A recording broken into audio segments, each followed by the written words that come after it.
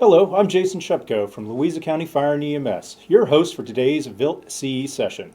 We are coming to you live from the Thomas Jefferson EMS Studio Council.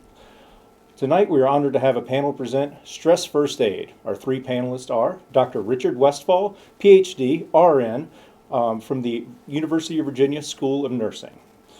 We also have Virginia Level, a medic and firefighter, and the chief of the Charlottesville-Albemarle Rescue Squad. She also serves on the steering committee for the Community Mental Health and Wellness Coalition. And last but not least, we have Rebecca Kendall, director of the Community Mental Health and Wellness Coalition. Before we get started, we have a few important announcements. Next month's VILT will be on January 30th. Remember, you must stay engaged, your smiling face must remain on camera, and you are required to answer the polling questions to obtain the CE credit. Please monitor the chat window, as that's how we will communicate with you. In order to receive CEs for tonight's presentation, TGEMs must have your first, last, as well as your Virginia OEMS certification number. If you have any questions, please enter them into the chat window at any time. Our goal is to make this as interactive as we possibly can. All right, and now I turn it over to Dr. Westfall. Great. Well, colleagues, thank you very much for joining us this evening. I'd like to talk a little bit about the structure for the training tonight. There will be three speakers. We'll take a short break after the second speaker. You've already received a worksheet. The purpose of the worksheet is there's some prompts and some questions that we want you to use for writing down your responses, your thoughts, and this is for sharing with your colleagues at work and others. We also have a live chat, so feel free to put your questions about the content at any time into the chat, and we will be monitoring that. Part of it is that all three of us will be live mic tonight so that as a question comes in, we can hand the question off to the best person to answer that. So to start with, I need to point out that this training is supported by the Health and Human Services Department Health and Human Services training grant, and this is a health workforce training grant. And so the good news is that you can anticipate future trainings for TGEMS participants to include individual training, which will be both computer-based and facilitated, peer support, team member training, and leaders training, and we will have a train the trainer session coming up in the future, and you will have access to resources. So when we think about the training today, ultimately we want you to think about how to identify and recognize stress injury in healthcare workers. And when we talk about healthcare workers, we mean everybody in the health workforce. And that most certainly includes EMS, individuals that are volunteers in the communities, as well as healthcare workers.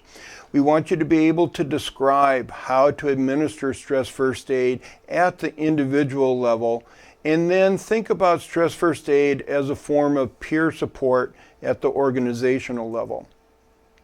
So I like to start with a bottom line up front. Healthcare work is stressful. Well, you didn't need someone on television to tell you that.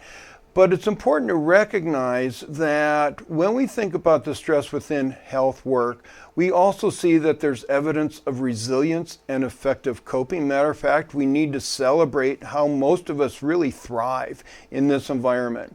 The traditional models of individual stress and coping do not account for the challenges that we have within the work environment. So when we take a look at stress first aid, it also has elements where we think about the work that we do in our teams together. And when we think about occupational stress, it creates most certainly challenges and risks, but it also creates opportunities for the entire team to be able to come together. And one of the things that's really different about 2022, and it's changing right now as we speak, in this idea of occupational stress injury as a manageable risk.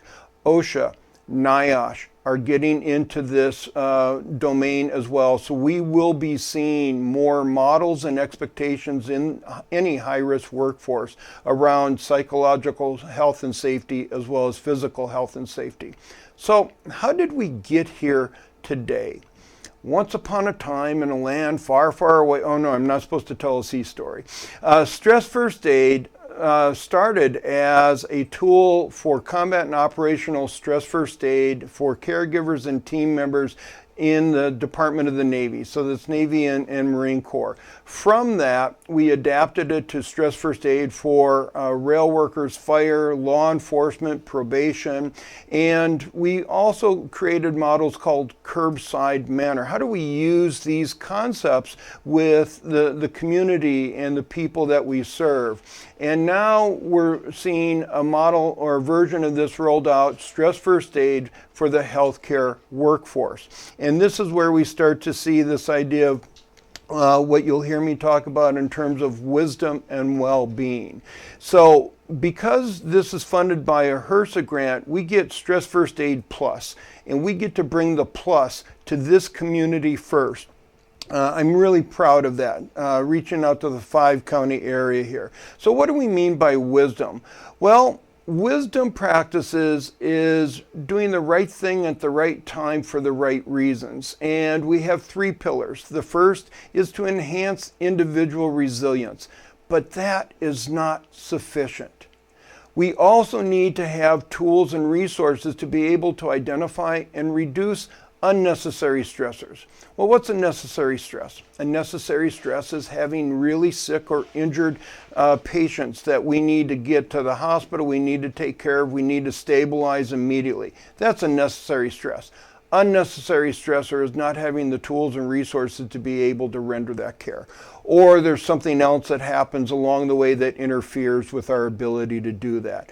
And the third pillar, absolutely, we need to have the ability to recognize peer stress and know how to respond. And that's where Stress First Aid absolutely comes in. So why is it important that we think about and use Stress First Aid and have peer support? Let's take a look at some of the guiding ideals that we have in the first responder culture. Well, first responder culture, military, EMS, fire, healthcare workers, we have something in common, and we self-select because we have the ability to be selfless, to focus on others. We have a really strong sense of loyalty to our organizations and our patients. There's a code of stoicism, suck it up and carry on no matter how bad it gets. We live by a moral code, and we're constantly striving for excellence. And so these characteristics and guiding ideals are wonderful strengths that allow us to do the work that we do day after day, week after week, year after year, and thrive in the environment where most of our citizens and fellow colleagues in the nation wouldn't even begin to imagine what we do on a daily basis. But it also means it can be a vulnerability. So for example, this idea of selflessness, always focusing on the welfare of others. This often ends up where we don't take care of ourselves. How many of us have canceled or delayed medical appointments because it would have left our shift short, or duty calls and the pager went off? The sense of loyalty, what happens when that loyalty isn't reciprocated? One of the challenges that we've seen in healthcare during COVID is that, remember early in COVID when the healthcare workforce, all of us were treated as heroes? Now we never know when we walk into an environment if somebody is going to be very negatively reactive to us. And so that can produce a sense of guilt or maybe even complicated bereavement, particularly with line of duty deaths. The coulda, shoulda, oughta, if only. And living by a moral code. And we have an expectation that others would live by a moral code, to do the right things for the right reason. And as we well know, that doesn't always happen. So when we think about wisdom, it's important to recognize that we choose to use wisdom as a model specifically because resilience and having good skills around self-care is important, but it's not sufficient in and of itself. So we'll learn more and talk about how wisdom fits into this. And so this is the first invitation to use your worksheet. And so with your worksheet, I want you to take a moment, while I'm talking here and think about someone whom you would consider wise. Could be a grandparent, it could be one of your coworkers, it could be a famous person. And think about what characteristics make you say that they are wise. And then, how do you think they got this way? And remember, the purpose of the worksheet is to go ahead and think through and be able to have a discussion with family members and colleagues. I see we have something into the chat. Question was, how do rail workers fit into this model? Great question. One, the rail service actually has its own law enforcement arm. And the rail service also includes, for some lines, have their own EMS team. And the other is rail service workers are not immune to traumatic events. How many here have responded to a vehicle collision with a train? And so that impacts the rail workers as well. So this is one way how we've used that. So hey, thanks for that question. I appreciate it. The next question is, will we discuss critical incident stress debriefing tonight? We hadn't planned on putting that on the agenda. One of the things that I can say is that when we think about critical incident stress debriefing, there's been some challenges in the evidence around the efficacy of this, particularly the risk of re-traumatization. And the team that developed stress first aid specifically had that in mind. And so the advantage of stress first aid is that it doesn't re-traumatize. And so that's one of the key differences. If you have teams that are using critical incident stress debriefing, it's up to your team to have the discussion about how that fits within your culture, and also how stress first aid, if it does, fit within that culture. So when we think about wisdom, why do we have wisdom as part of this package as an introduction to understanding stress injury and stress first aid? Well, what we've identified is that there's such a thing called practical wisdom. You know, you don't have to wait till you're 60 years old. You wake up one morning and say, wow, I'm wise. It doesn't always work that way, right? Instead, we can talk about and develop wisdom capacities, all of us, through the training and through our dialogues. And wisdom capacities include a reflective capacity, a sense of self-awareness, being able to see things from many perspectives. There's cognitive capacities, thinking through strategies that are associated with wisdom practices, trying to learn and understand and see the bigger picture. And then affective capacities, which includes compassion and empathy. And so in the future, you'll have more training opportunities where we would go into this a little bit deeper. So when we think about some of the wisdom practices and why we support wisdom practices as part of a model of peer support, is that it helps us to act wisely in tough situations. You know, when we think about wisdom, wisdom often occurs when things go wrong, when life hands us really tough lessons. So if everything goes right, we tend not to be very wise. So how do we learn and navigate from that? Wisdom practices are like other forms of exercise, so that's why we call them practices. And it's really important and powerful when teams, units can work together and use some of these wisdom practices. And then we have some examples here of what some wisdom practices are, such as perspective taking. What's this like through another lens? Humility. This is really important. How might I be wrong? What have I learned from this? Positive emotion, assuming positive intent. You know, sometimes you'll have coworkers that you say to yourself, well, you know, they mean well. Let's go beyond the I know they mean well to let's assume positive intent, and then practicing gratitude. And then personally, one of the things that you can start to do around a wisdom practice is ask yourself, did I do something that I think was wise today? I'm going to switch gears here now a little bit and start to move into this idea of stress injury. And we like to point out and start with stress is absolutely necessary.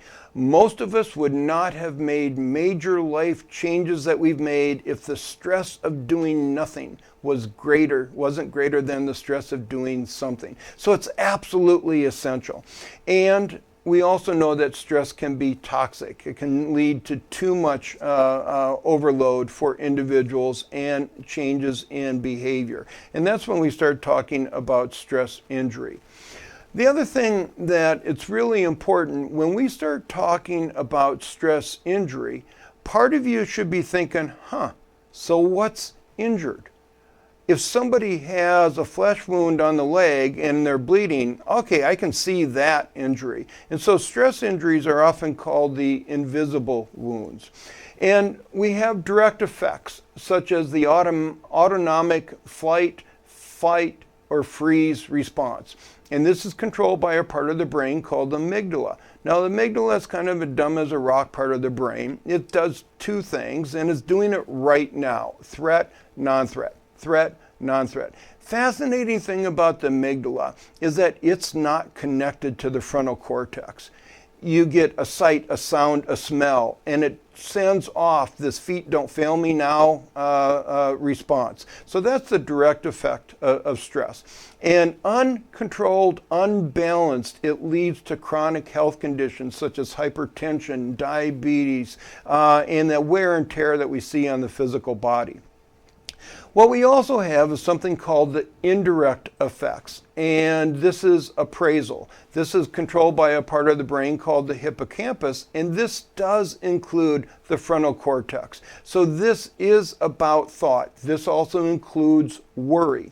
And so one of the things that we do around stress first aid is that we try to move from the amygdala, feet don't fail me now, to the hippocampus, and that is thinking about how bad or threatening is this?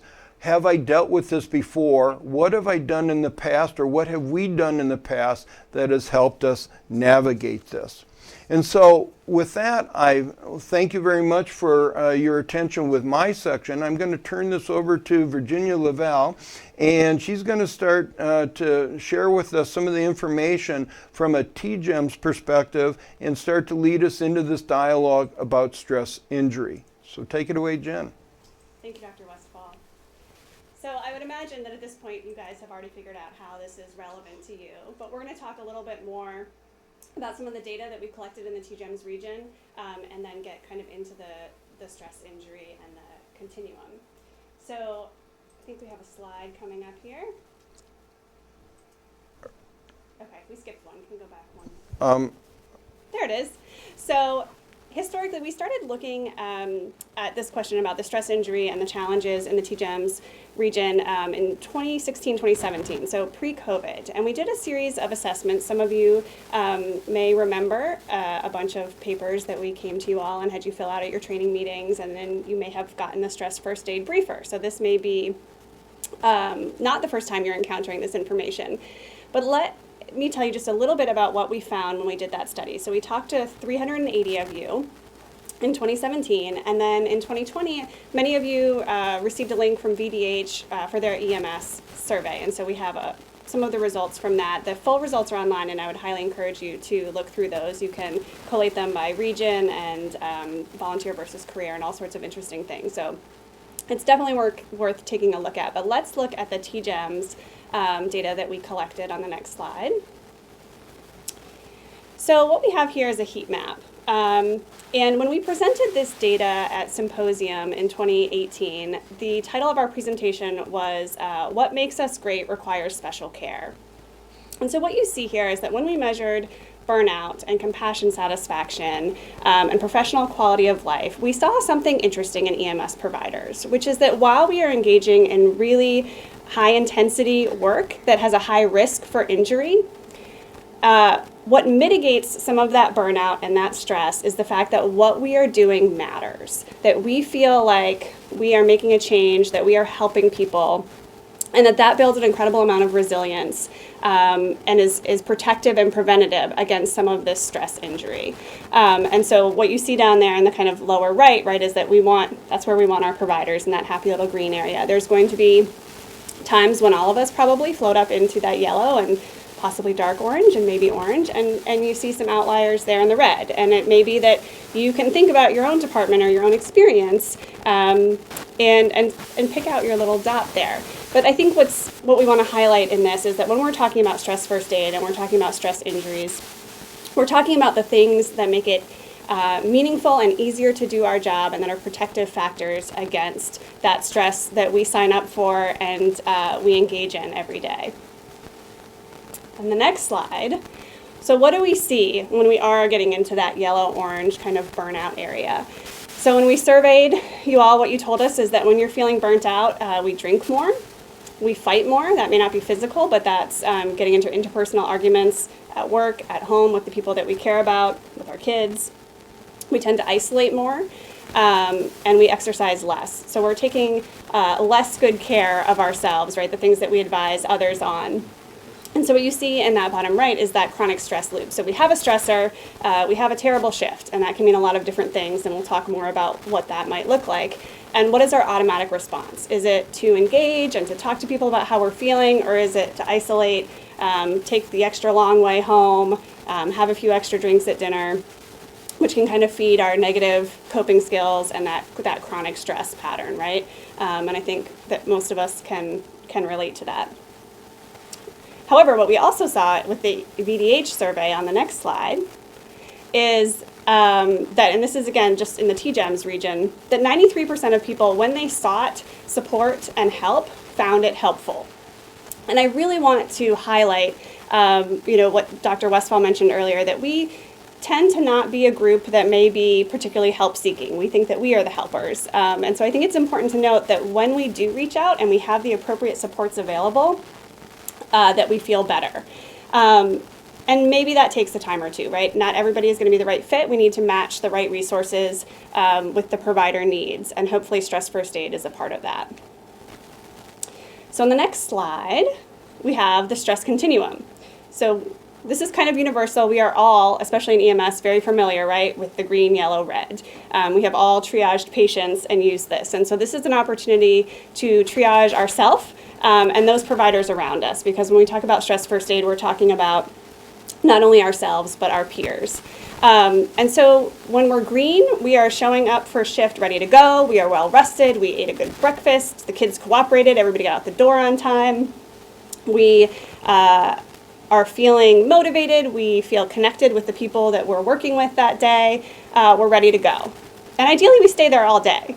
But what we know is that throughout the day and throughout the course of our career, we will likely move back and forth through this continuum. And hopefully we don't spend time in the red and we spend limited time in the orange. But it's understanding that we're human, right? And that what we do matters and what we do is high intensity, and that we are going to be affected by it because that is the realm that we've chosen to work in. And so when we're talking about yellow, we're talking about reacting to normal stressors. Dr. Westphal talked about eustress and distress, right? And so we, I think, as a population of people, tend to seek higher stress and intensity environments, right? We kind of like to edge into that yellow. We start to feel more purposeful. We may become more focused when things are a little bit stressful. But that can also, that level of activation may cause other things like a loss of motivation or focus. Maybe we're not sleeping as well because we're more activated, and we may be engaging less in those pro-social activities. And then there are going to be times in our career or in the career of the people around us where we become injured, where we have a stress injury. And we'll talk more in further slides about what sort of the causes of that can be. But what we see in the orange with that stress injury is those behavioral changes in the people around us. And that's where we start to notice it in our peers. We're not always as great at being self-reflective, but the mood may change, the social engagement, our physical reactions, we're feeling more numb, our sleep is not great, and we're just kind of not feeling like our normal self, or we're not behaving in a way that's consistent with who we want to be or that we have been in the past. And again, the idea is how do we move back into the yellow and the green, and how can stress first aid assist in that? And then for some of us, we will spend a period of time in the red, and that's when we really have a stress illness. And that is, again, when we start to talk about formal diagnoses like depression or anxiety or PTSD or substance use disorder. And that's where we want to engage another level of help as well. That's something that's persistent, typically more than 30 days. It's causing severe distress, and it's really impairing your ability functionally in your family or in your career. And that's kind of, we all know what a priority red patient looks like, right? And I think that you probably could all identify a priority red provider as well. There are things that we can do, right, to move people out of orange or green. You may start out with a yellow patient on scene, and because of your fantastic interventions and astute clinical observations, you may deliver them to the hospital as a priority green. And that's the idea of stress first aid, is how do we triage and manage and provide the right resources to grow the green. So our next slide talks some more about these stress injuries. And Dr. Westphal already alluded to this, that we have physical injuries and that stress injuries are really not all that different. So if I tear my ACL and I continue to try to run and ski and bike, I'm going to cause more and more distress. It is going to be harder and harder for me to heal, and I'm eventually not going to be able to do any of the things that I want to do. If I take a pause, rest it, if I go to physical therapy, if I have the surgical or whatever intervention from the professional that I need, chances are that I can return to the same level of activity and productiveness that I had pre-injury. And that is the same for stress injury. And we kind of have to think of those things as not being any different. So whether it's physical therapy or therapy, we're moving from an injury back into wellness. And this really goes beyond burnout. I think we've all heard a lot about burnout, especially with COVID and healthcare providers. And so we're going to talk a little bit more about what we mean when we say burnout. But when we're talking about a stress injury, it's severe and persistent distress, or the loss of ability to function, and it's caused by damage to the brain, mind, and spirit, right? So this is not just my feelings got hurt or I'm a little stressed out, right? There are physiological changes that occur with these stress injuries that prevent me from being the person that I want to be, feeling the way that I want to feel, engaging with my family, friends, and peers the way I want. I may have excessive guilt, shame, or blame. And sometimes that looks like panic, rage, or just deep sadness. And so acknowledging sort of the behaviors and the feelings that go along with these stress injuries. Next slide. So you have an opportunity here with your worksheet to kind of reflect on what are some of the behaviors that you've seen that may indicate that you or a coworker has a stress injury. I think I can pick out a few in my own mind from crew members. Right, this week we at CARS had a very challenging month. We had the UVA shooting, and we've had just some really high acuity calls, and then we've had some patients who have called 6 times a day. Right, and those are both forms of stress. And I think about what I hear and see in the station when my providers are experiencing that. I'm sure you all printed your worksheet and have it right there, so you can jot those down. Next slide. Okay, so let's talk a little bit, as promised, about the 4 sources of stress injury. And I think it's telling, right, that somebody asked in the chat, are we going to talk about SISM tonight, right? Because when we think about stress injury, we think about those traumatic events. But we're going to talk a little bit about what else goes into those stress injuries and what that might look like for you. So the first one is the wear and tear, the fatigue injury. And that's an accumulation of the stress from all sources over time when we don't have sufficient time to rest and recover. So when we were first looking at stress first aid, and Dr. Westphal had introduced it to us, we had leaders from all of the area organizations together. And I will never forget, he said, what creates stress for you in your job?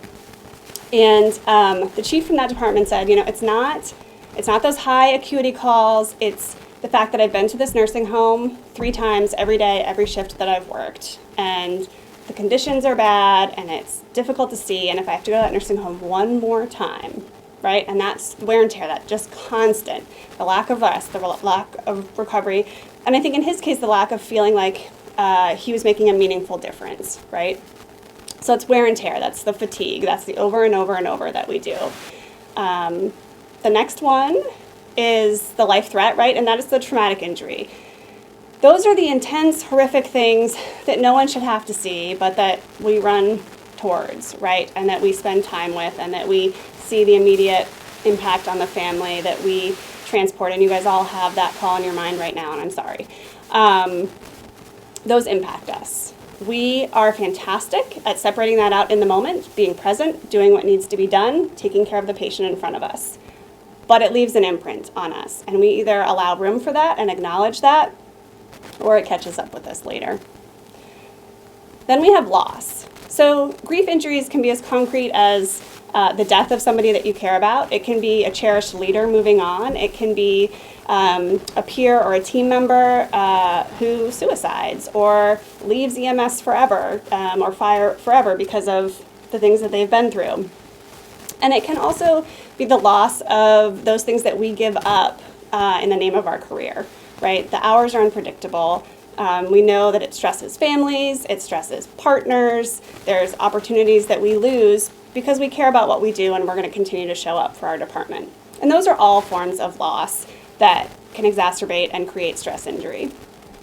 And then finally we have the inner conflict. And this is the moral injury. We see a lot of stuff and we have to do a lot of stuff and we have to make decisions in a very high intensity and pressured environment. And those can be acts of omission where we think about the resources that weren't available at the time. So if it hadn't been raining, Pegasus could have come to my scene and that would have changed the outcome, and that's something that I couldn't do. Or acts of commission where we are digging through the drug box at 3 a.m. and grab the wrong medication and we have a medication error. That's a moral injury, right? We were doing our best and we wanted to help this person and we made a mistake. And sometimes it's bearing witness to people behaving out of alignment with our values. And that can be at the leadership level in an organization. That can be witnessing an interaction with another provider from your department or another department that we don't feel like is in alignment with our values of how we treat people and we treat patients. And all of those things really contribute, especially when combined with the wear and tear, right, to this stress injury. Okay, so I promised we'd come back to burnout. And what we want to emphasize about burnout tonight is that this is not the failure of an individual to cope with work-related stress. Burnout syndrome is an individual response to chronic work stress that develops progressively and can eventually become chronic, causing those health alterations that we talked about, that high blood pressure, those increased cortisol levels, that increased heart rate. And one of the things that I love about this definition of burnout is that it immediately reminded me of a definition that we all carry with us, right, which is that of an MCI, which is when your number of patients exceeds the resources that you have available. And we're thinking about burnout in the same way, right, that the imbalance between the demands that are put on us and the stressors that we have exceeds the resources that are being made available to us at that point in time to cope. So the work overload, the emotional work that has role ambiguity and conflict, right? That moral wear and tear that we talked about.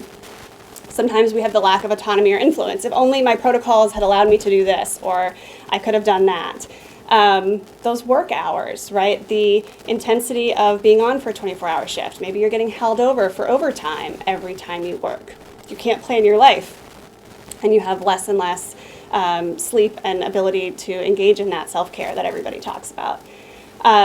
Maybe there's inadequate support or inequity in your organization or your department that you're aware of that you feel like is exacerbating all of these things for you, and you're not being offered the resources to handle those.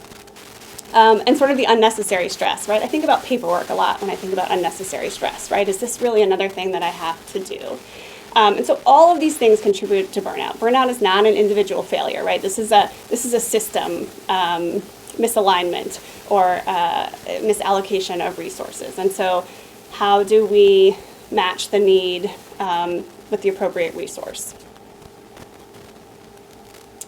And so looking again just at the potential sources of moral injury, we talked about those life and death triage decisions, right? We can't save them all, and we have to make hard decisions, and we question over and over and over. Did I make the right decision? What if?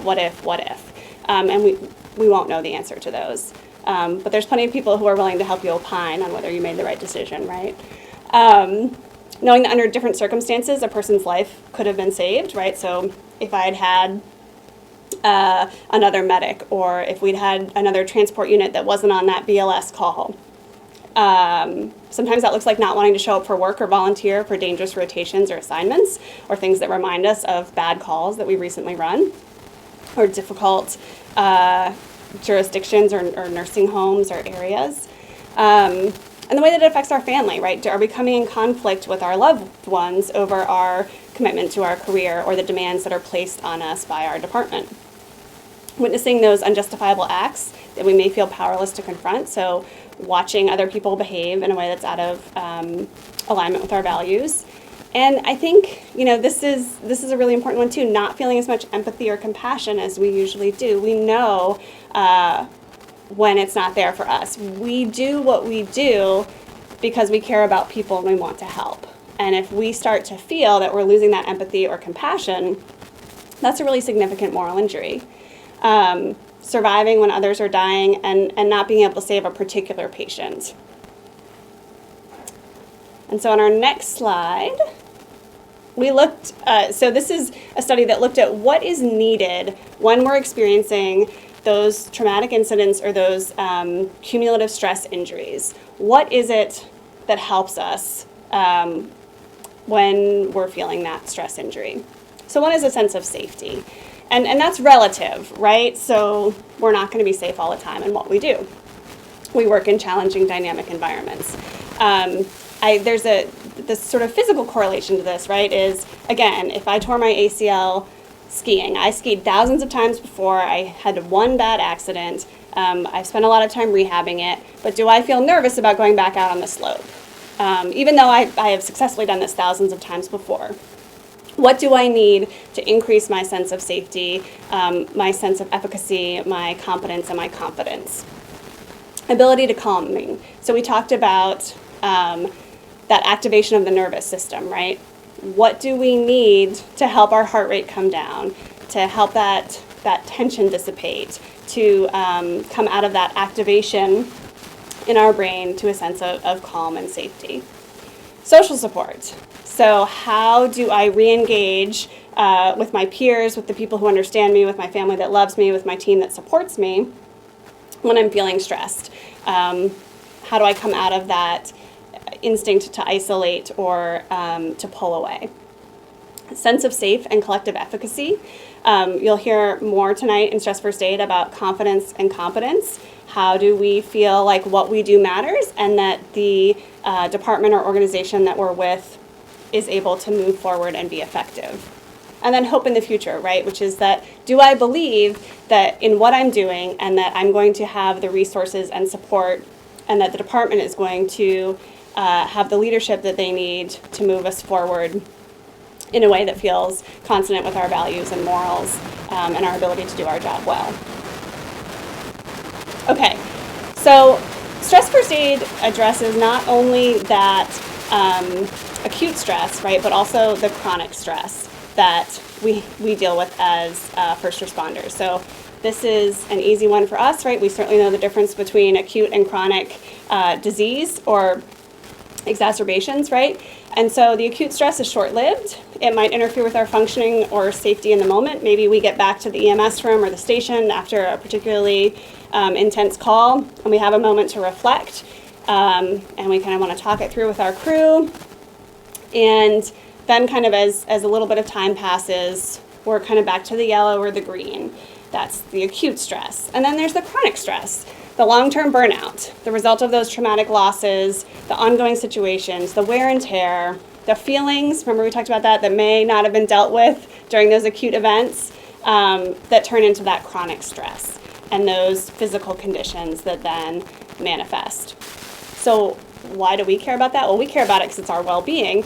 The question is, why should your department or leadership care about it? Because it impacts everybody's morale. It impacts your desire to show up for work, right? Or your volunteer shift. Increasing turnover costs money for the department and puts more stress on the people who are left, right, as you have to fill in those shifts. So there's a lot of really good reasons when you go back to your department or organization to say, this is why stress first aid is important to us, why we need to look at these things, how you can support us as responders, because I know that you're committed to that. Jen, we have a comment in the chat about the ability to calm as a coping strategy comes with experience. And absolutely, that's part of wisdom. We learn from our challenges. I'm fond of saying that burnout gets a bad rap. When we're young in our careers, we burn out more often, but when we get older, we burn out more spectacularly. And so one of the things that's important to recognize with the stress first aid model is that we don't need to wait until our team members have 5, 6, 7 years of experience before we start teaching and sharing the strategies and the lessons that we've learned and paid so dearly for. So, Alexander, thank you very much for the comment, and back to Jen. All right. I think we have a couple more slides there. All right. Is it showing? There it is. Some our pretty ambulances there. So, okay, we've been talking about stress first aid. What is it? Some of you have sat through me talking to you about it at CARS or Station 8 recently. Some of you have experienced it back in 2017. I'm hoping that there's other departments that are already implementing it. But for those of you who are seeing this for the first time or the first time again, the stress first aid model is a self-care, leadership, and peer support model developed for those in high-risk occupations like military, fire rescue, and healthcare, with the acknowledgement that what we do is different and who we are and who goes into this is different and requires special care. It includes 7 actions that will help you identify and address early signs of stress reactions in yourself and others in an ongoing way, not just after those critical incidences. We cannot only be reactive, and the stress first aid model is really about promoting the well-being and the wisdom that we know is inherent in each of you and your department with a little bit of effort and education. So in the spirit of that, we are going to take a 10-minute break. And then when we come back, Rebecca is going to take us through the stress first aid model. And as we get ready to go on break, colleagues, I'm going to invite you to put your questions in the chat. You know, often when we take a break, we think about something, oh, I wish I would have asked that. Well, now's the time. So go ahead during the break, put questions in the chat, and please come back at 5 minutes to. We'll take actually 11-minute break. So 5 minutes to, we'll go back live. Thank you very much.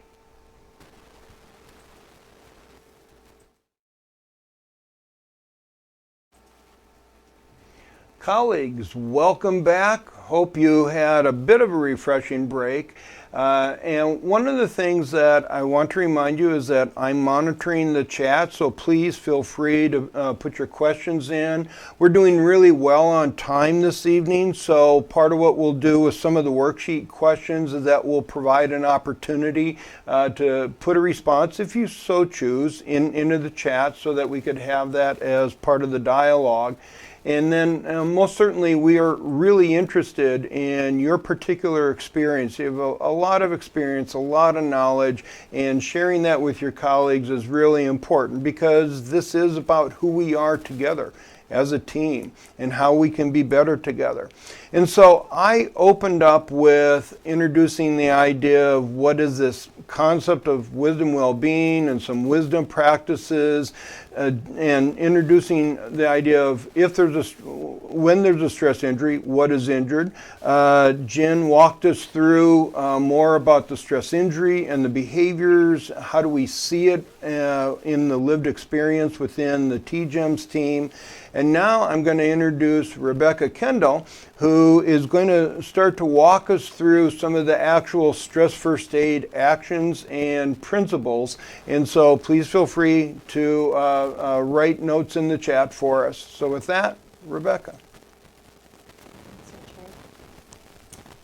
So we're going to talk some more about what stress first aid is and what the core actions for delivering stress first aid are. And so stress first aid is a multiple step process that's flexible, and it's designed to help team members assess psychological injuries and respond early. So pre-clinical response before people are in that red zone. It is delivered with individuals and teams, and it shares a lot of the same goals as physical first aid. So preserving life, preventing harm, and promoting recovery. And in some ways, it is also similar to CPR and basic life support in that they're practical skills, and our lives are better by everybody having those shared skills and shared language. So this is a little bit of a deeper dive into the stress first aid model and the 7 core actions of stress first aid. And again, it's very similar to CPR in a way. So we start with a stressor. It might be an event, or it might be that prolonged wear and tear, cumulative impact, and that's creating some kind of distress in the system, some kind of loss of function due to the stress. And like CPR, our first step is to check. We are checking with the individual. If you're checking with a patient in the field, you're saying, hey, are you okay? Hey, trying to get that individual's attention. Are they conscious? Are they unconscious? And then coordinating the next steps that are needed. So that check and coordinate are the first steps of stress first aid. It's what we call the continuous aid. And we provide stress first aid, continuous aid throughout the entire cycle. So just like when you're in the field and on a call, you are continually checking and coordinating. It's a kind of situational awareness, this time really about your team. So continuous aid is followed by primary aid. And primary aid are basically the core elements that you need to stabilize the situation. So those include cover, which is essentially safety, making sure that your patient, or in this case for stress first aid, your coworker, is safe and that the situation around you is safe. And then the other part of primary aid is calm. And so calm is regulating the autonomic nervous system. So helping to bring everything back down into regulation, slowing things down, breathing, helping your colleague or the situation to just regulate that autonomic nervous system. That's primary aid. And then after primary aid is delivered and the situation is more stabilized, then we move into secondary aid. And secondary aid is really the work that can happen in teams. This is where the peer-to-peer approach is really, really essential, and teams play a key role. And so secondary aid includes connect. So that's building connection, building social support, gaining social support and strength through others that with shared experience, people who you can lean into. Competence is redeveloping a sense of efficacy, the ability, a can-do sense, the ability to feel like you can do your job and be effective. And then confidence is restoring a sense of self-esteem and hope. And then that entire cycle is leading to wellness. So continually providing that check and connect, providing the primary aid, providing the secondary aid, leading to wellness. So this is just an overview of those 3 large steps that encompass the 7 core actions of stress first aid. So continuous aid is really about that assessment and really about understanding the situation. Primary aid is really about saving a life and preventing further harm. And then secondary aid is about promoting recovery and healing and building that strength through the team.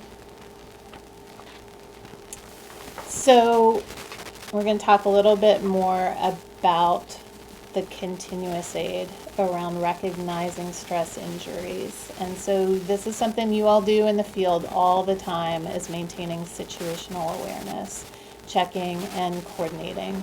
And it's things that we do naturally. So you all are doing it naturally in terms of situational awareness on a call and dealing with your patient.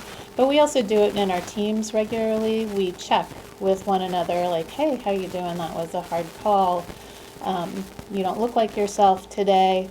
One of the ways that we can do the check process is using the OSCAR communications. So OSCAR is an acronym you can see here on the screen, and it is a process that you can walk through with a team member. O stands for observe, so you're actively observing behaviors. So boy, so your coworker's leg next to you is bouncing as you're talking, jiggling, jiggling, jiggling, bouncing, bouncing, bouncing. There's a lot of energy there. So you can just say, hey, you okay? It seems like you've got, a lot of energy going on there. How are you doing? So S is stating the observation. C is clarifying the role. Why are you concerned? Hey, I know that was really rough for you and that you've had a couple of hard nights, long shifts. How are you doing? So you're explaining why you're concerned and expressing your concern. A is for asking why. Help me to understand what's going on for you. And then R is to respond, and that's offering guided options. That leads us right into the coordinate. So with coordinate, sometimes coordinating is about addressing systems issues. Coordinating can be like, oh, we didn't do a supply check and we didn't have what we needed. Or coordinate may be any way that you're addressing a systems issue that is getting to the things that are unnecessary stressors. So coordinating a response, a systems response to unnecessary stressors is really important part of our continual situational awareness. Connecting others with support. So coordinating connection to a trusted other. You may not be the exact person that somebody feels really safe with on your team, but knowing who that person is, who they're connected to, and helping to connect them to talk about this concern is really important. Exploring with somebody that you're concerned with about who else can help, who else can they lean into, who else can they talk to, and who else needs to know about the stress. So one of the keys around stress first aid is that all team members should know someone that you can send a team member to for additional support.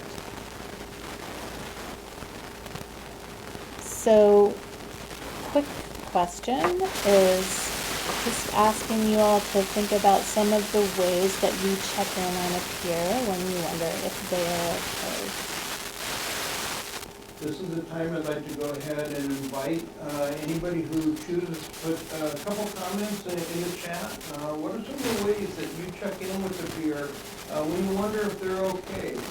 You have lots of experience, so share with some of us what some of your strategies are.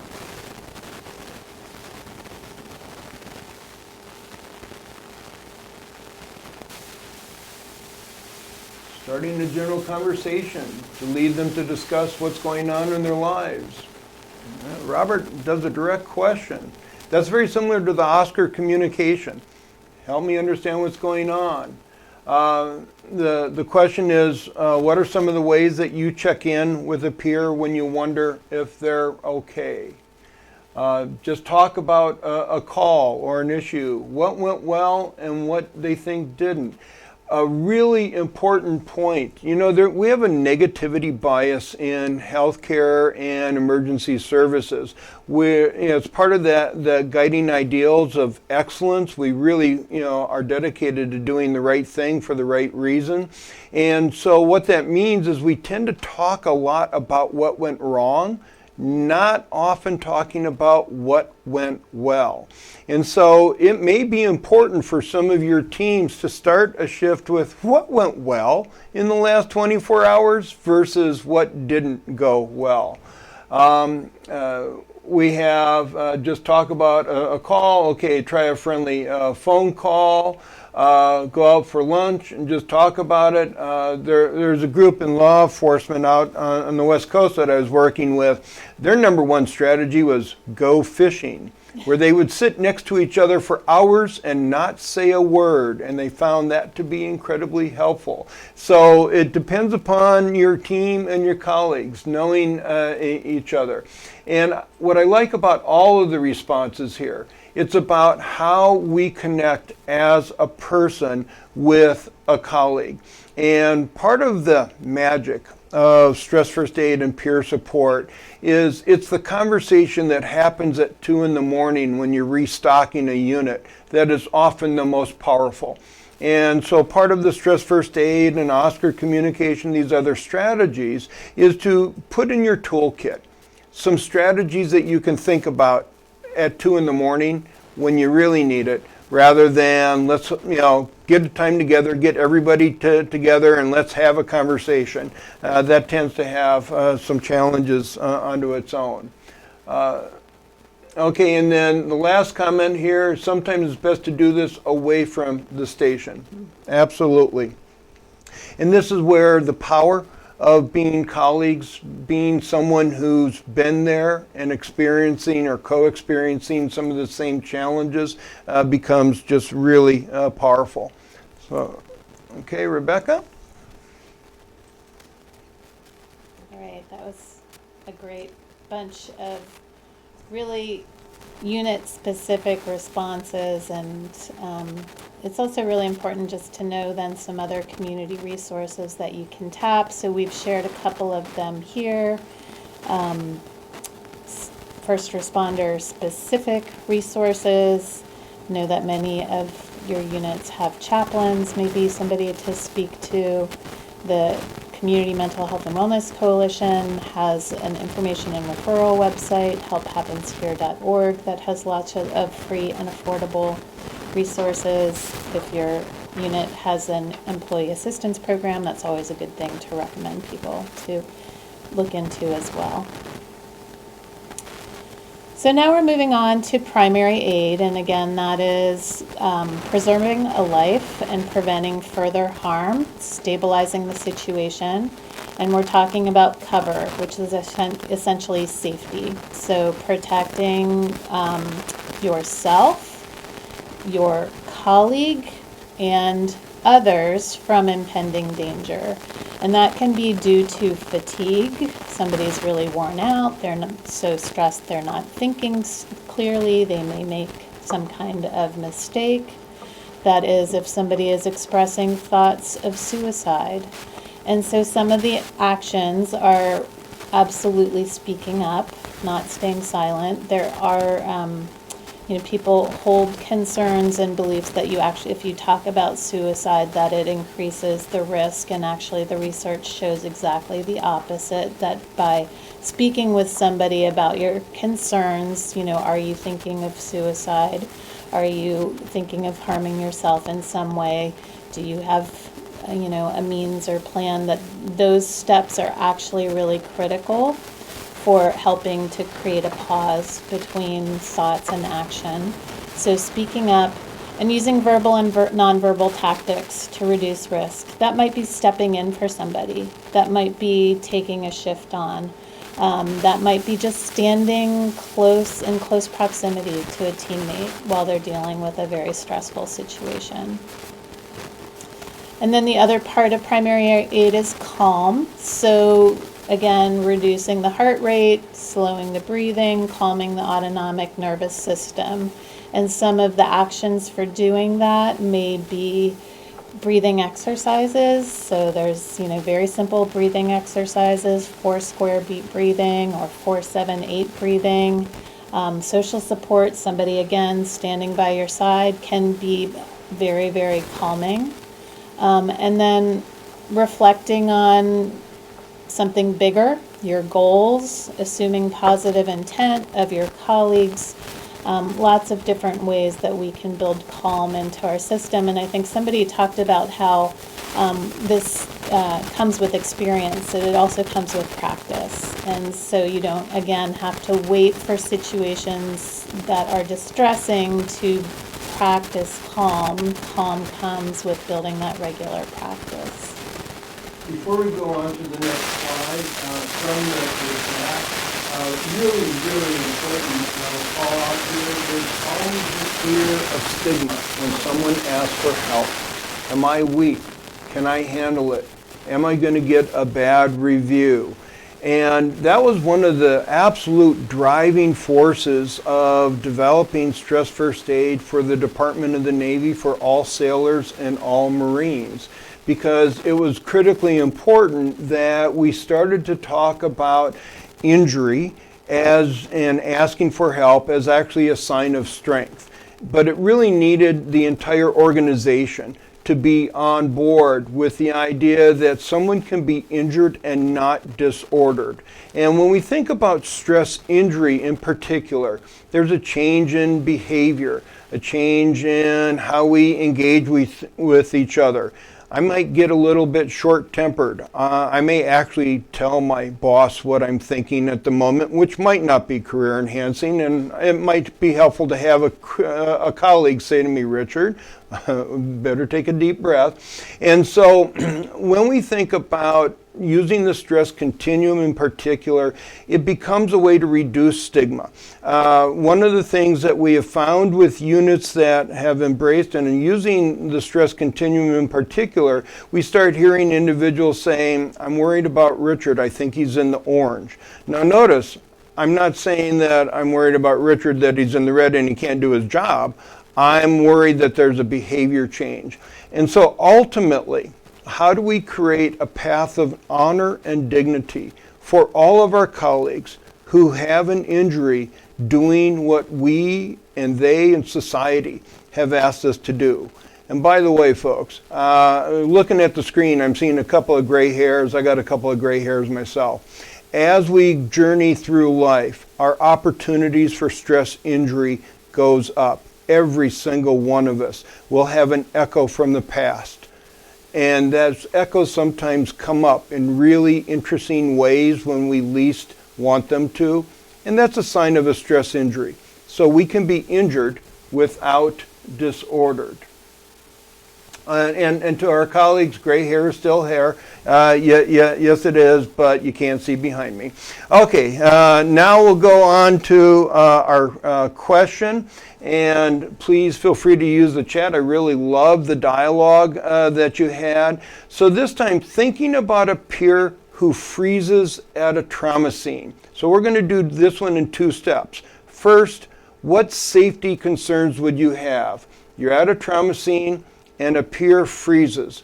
What safety concerns might you have?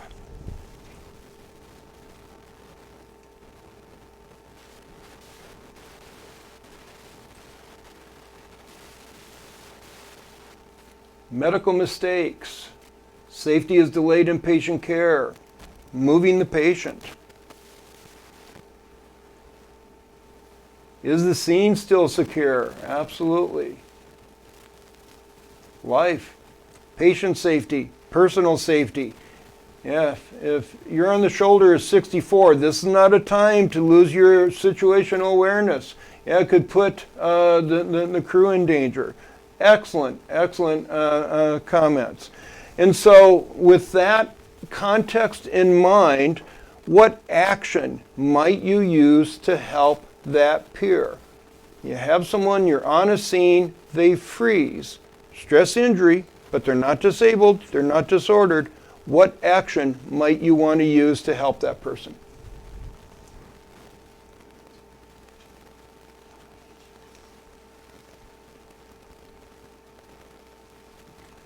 One would be to take over whatever role they had. The other, give them something to do. Absolutely. I need this from the truck. You know, grab the flares, do this. Absolutely. Asking the Oscar performance. You're pausing. Are you okay? Get their attention. Sometimes it's gently grabbing the arm and pulling them to the side, like the shoulder side or the ditch side of the vehicle might be a better place to have that conversation. And if really bad, have them step away. Absolutely.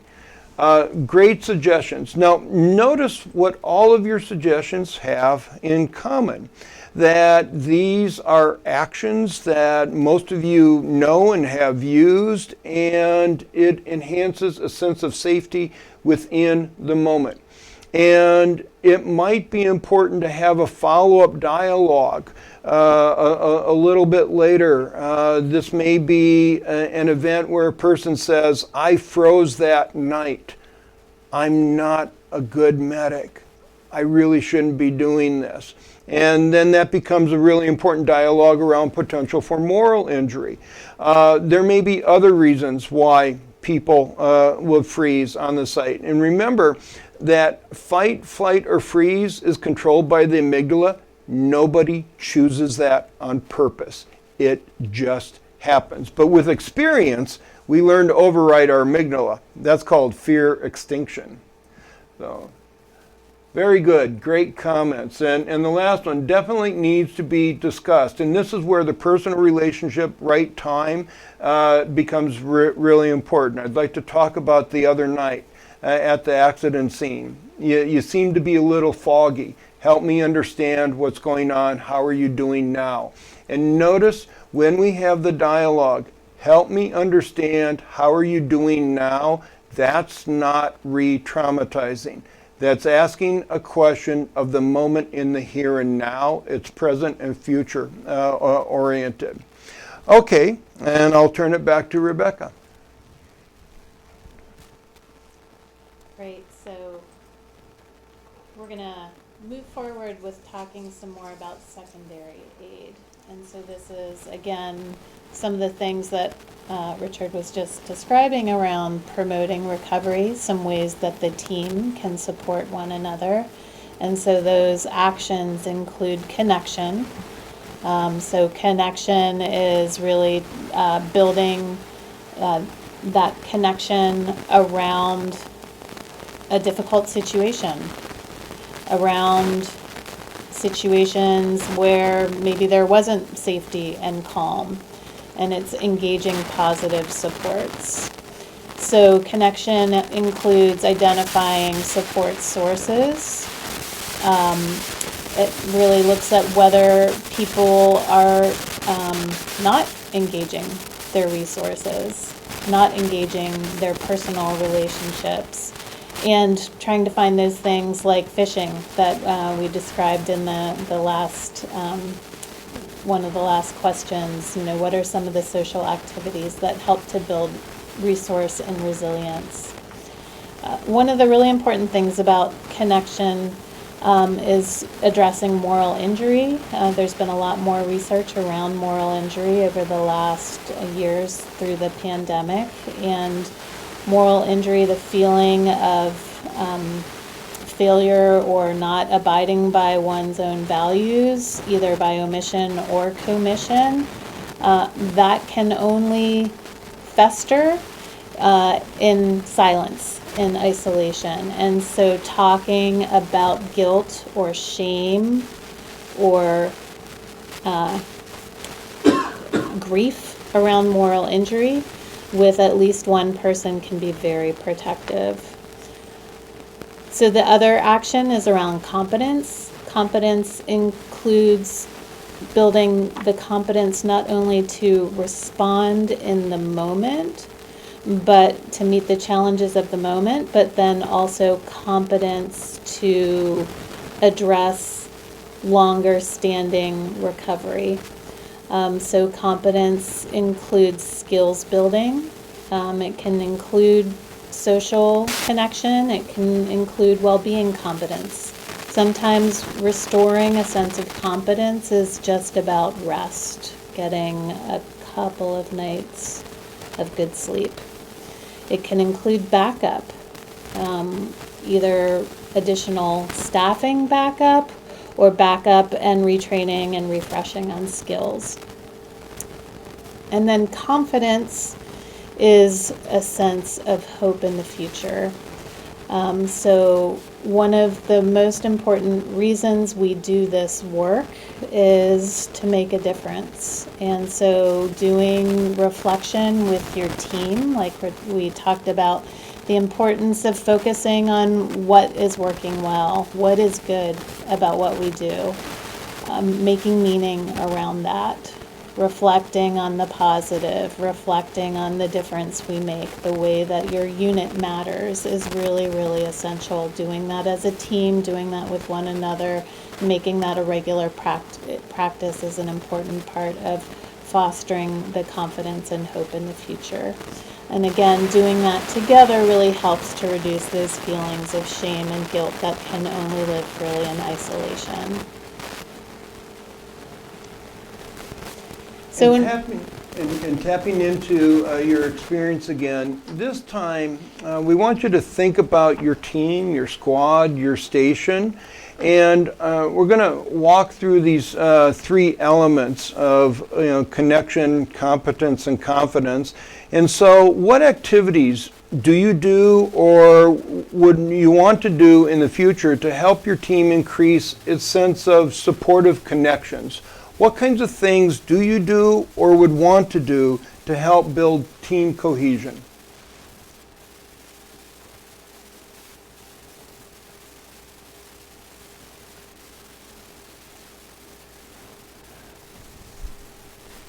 We have a comment here, drills. Well, help me with drills a little bit more. I spent 30 years in the Navy, so drill has a certain connotation for me. So what do you mean by drills? Team training activities. Fundraisers, skill refresher training. Say, do you do a skill refresher training about how to have an Oscar communication and dialogue with each other?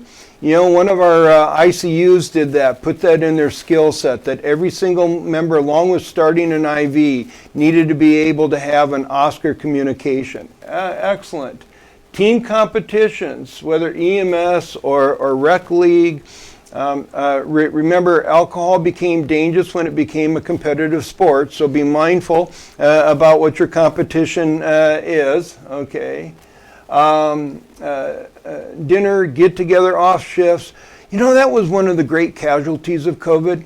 It really fractured a lot of underlying team cohesion activities.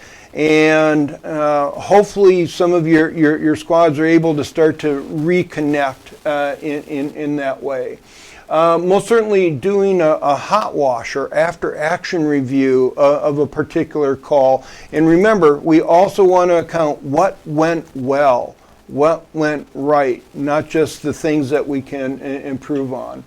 And then last one here, and then we'll move on, is have support resources posted in the day room of the station so that we can engage in self-help or reaching out and comfort for others. One of the things that we've seen with the peer support teams within the hospital is they've started to use QR codes as quick moments of respite. And sometimes you don't know what you're going to get on the QR code. Kittens are apparently popular, and so they have some fun, but also there's some QR codes about seriously, take a deep breath. Here's a 4-square breathing. You need to use this one right now. Okay. Let's move on to skills for addressing the individual and unit stressors. Well, we've talked about some of these, doing drills, skill building, Oscar communication, and refresher training. So this next one is one that often does not get addressed in the work that we do because it's part of those core values, the meaning that we have, so it often becomes an assumption. So I have a question for you. What kinds of things do you do that helps your squads and your teams to know that what you do matters, that you're making a difference?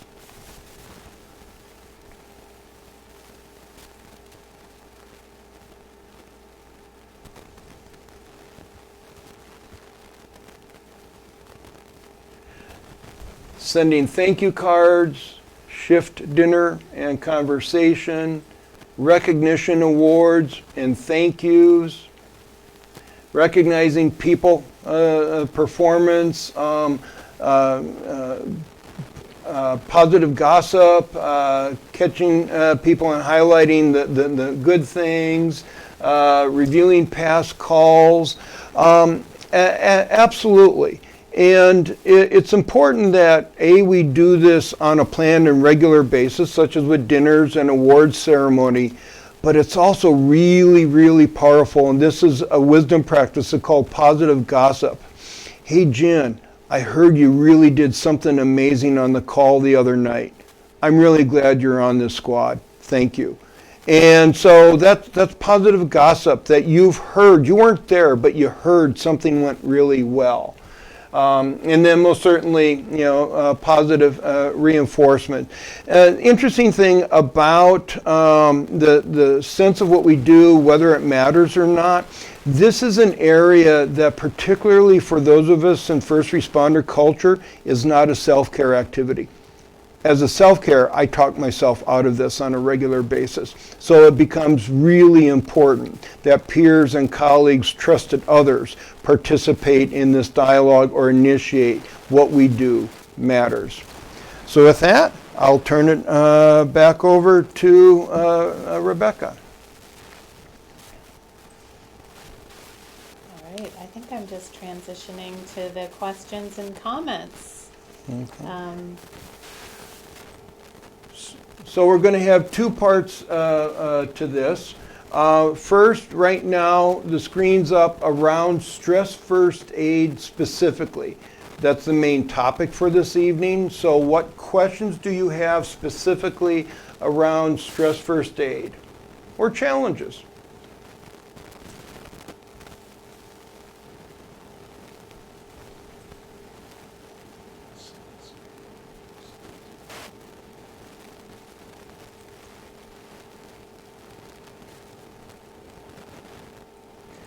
So the first question, is there a card for units?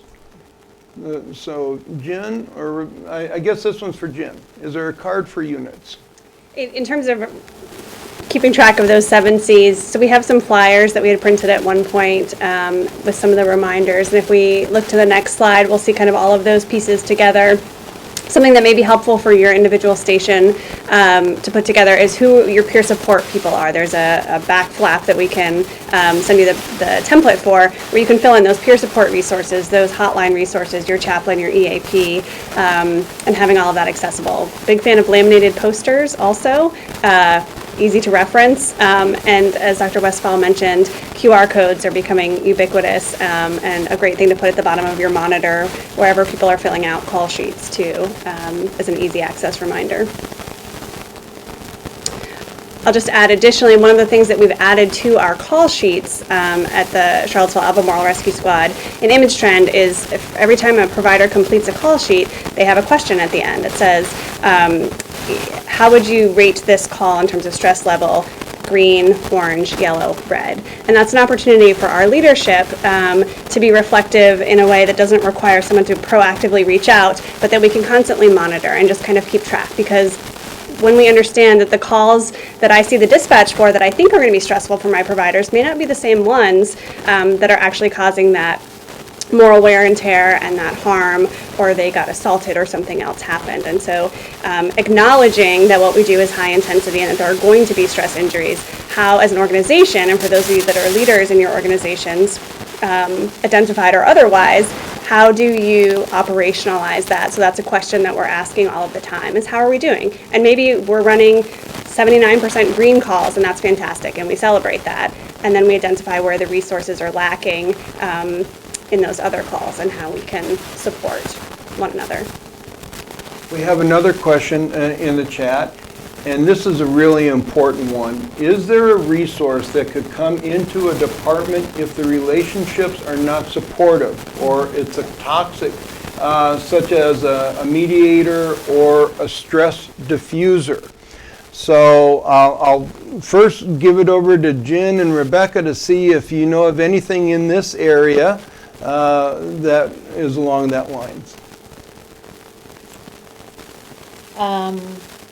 One thing that comes to mind is EAP programs, if sometimes can have mediation skills, that might be one place to look. Beyond that, I'm not sure what I would recommend. I think that's an interesting question. I think that some places have unions or ways of sort of formally lodging those complaints or addressing that toxicity, but I think that's a great question, especially if you're looking at smaller departments or places that may have very entrenched leadership that's not receptive or adaptive to this model, and I wish that we had a better answer for you. One of the things that I'd like to share, and this was one of the challenges that we saw when we were working with high stress and high risk military units and Navy medicine units, is that how do you reach out, and what happens when there's the personality mix is really problematic and there's core dysfunction in the communication and lack of trust. And so building this capacity and resources help teams becomes really important. So this is where the HRSA grant comes in. Because without this grant, we didn't have really the capacity to start to build this. And that is, we will have training that opens up for peer support champions within a team, and we have specific training for unit leaders. And everybody that's in this TGEMS call would be, part of that community where we can do that outreach. How I have seen this work within hospital systems, and most certainly within UVA, is that while, for example, UVA has an EAP program, they have coaching programs, that's not really what some of the team members wanted. And what we found is that they would ask the peer support champions or a leader from another unit to come into a sister unit and to facilitate a dialogue using stress first aid principles. And what do I mean by stress first aid principles? We can have a dialogue. What's going on in this unit, this team, this squad that impacts our sense of safety, that impacts our ability to be calm and communicate effectively and sleep at night? What's going on that impacts our ability to connect with each other? What's going on that impacts our level of competence?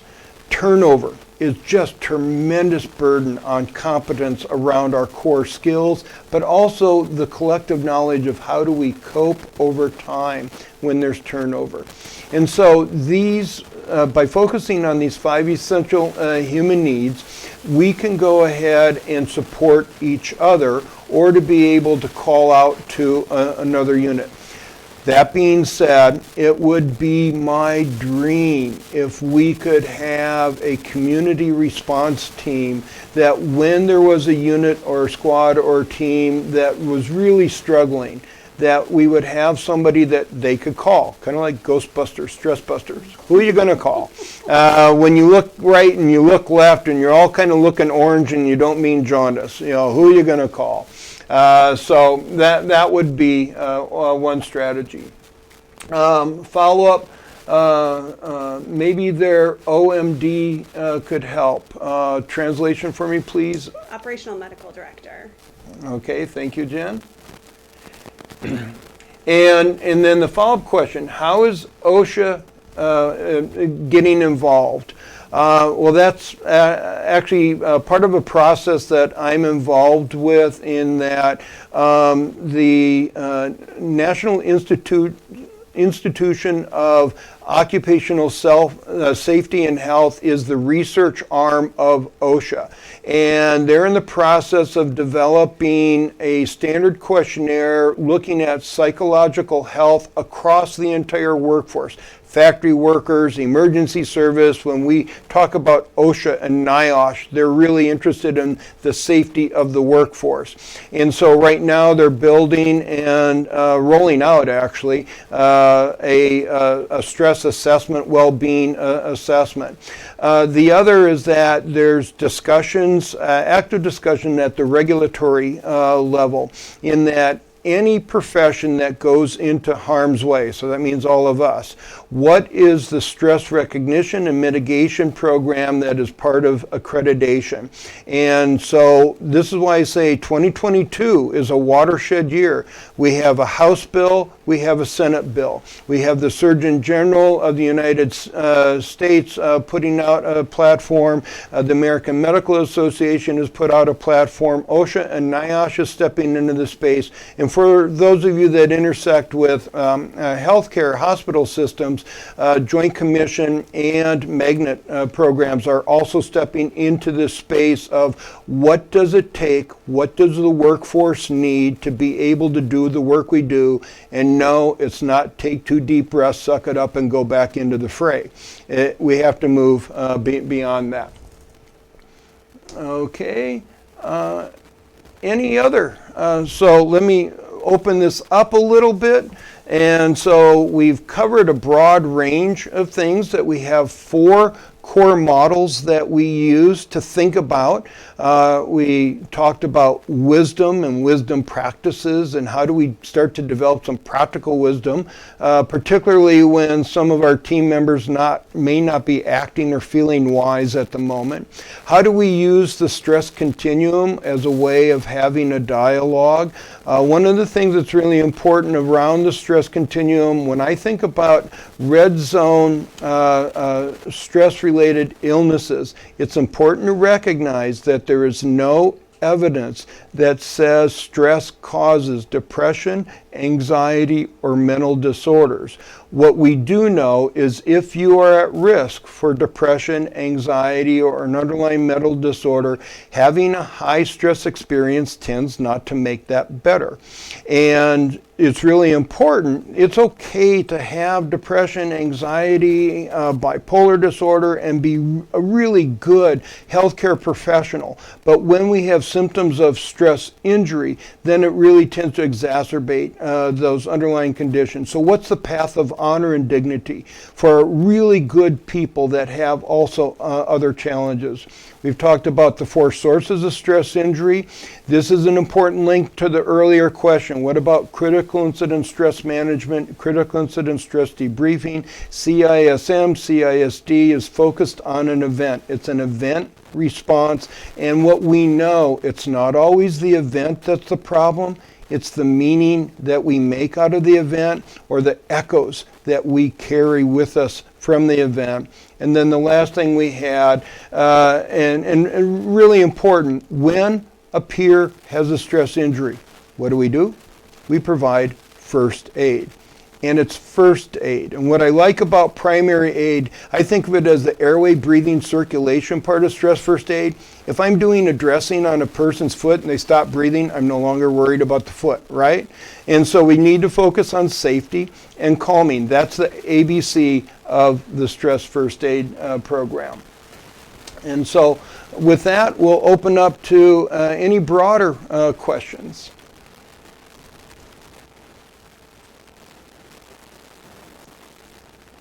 A question here, laminated cheat sheet with these highlights to be on the rig passenger visor. Are you orange today? Okay, very good. Are stress continuum cards available? So where are we at with print resources in the TGEMS environment right now? I think that let's work with hearing from you all and being in touch with Peppy and Virginia, and we want to support your teams to have what you need. The coalition would be happy to help with some of that thinking. Part of the good news here, folks, is that with the House and Senate bills, and we see a lot of activity going on in Virginia, so we actually might have some lines of funding or access that we didn't have a year ago.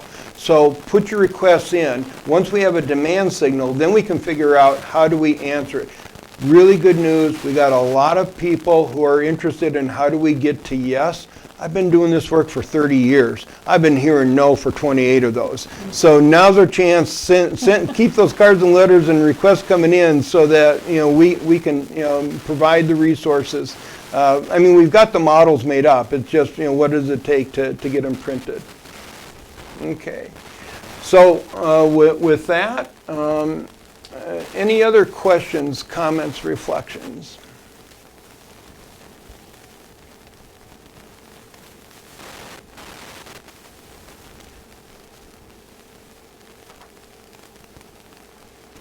Well, I've got one more, and that is, why is it important for us as colleagues in a 5-county area, and I know that there's people on the call from Fairfax and other areas, but I'm going to talk about the Thomas Jefferson EMS in this central area.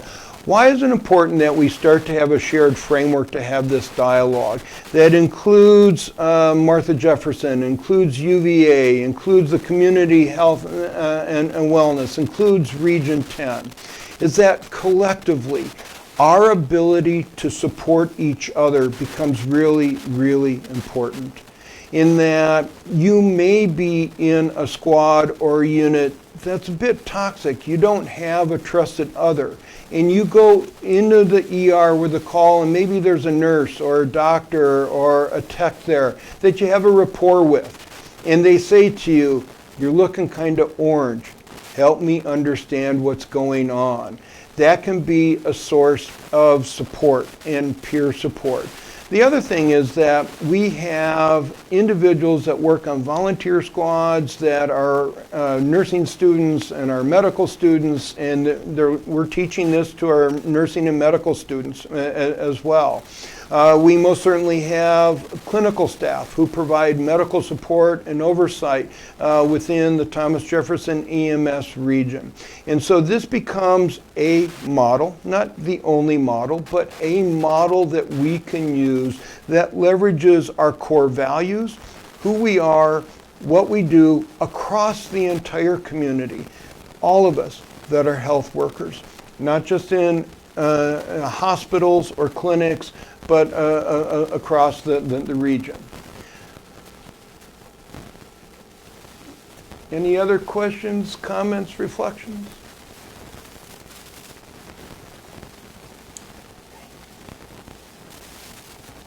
I just want to make one additional offer, which is that if I can be of any service to your organization through the Mental Health and Wellness Coalition or through our experience at CARS with Stress First Aid, I would love to hear from you. My email is chief@rescue1.org. Truly, like I would love to talk about how we can help you or your leadership have that conversation. And likewise, feel free to reach out to me, rebecca.kendall@region10.org, for any additional information about the Community Mental Health and Wellness Coalition. We'll all be in touch. Okay, and colleagues, I hope that you have learned something, that you will take some of this back to your units. What I encourage you to do is to have a dialogue with some of your team members that didn't participate tonight, and just say, what did you hear? What did you learn? Did you have any aha moments? Were there any moments that you went, I wonder what they really mean by that? And that you had further questions. And I just want to say thank you for your service. Thank you for the work that you do. And we're going to turn it over to Jen and Rebecca for one last closing remark.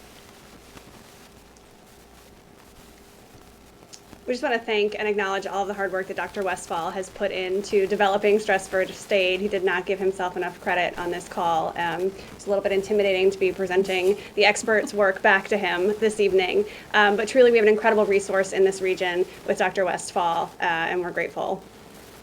Thank you very much. And thank you so much for the work that you do. It matters, you matter. Thanks for joining us. And that's a wrap for the evening. Thank you very much.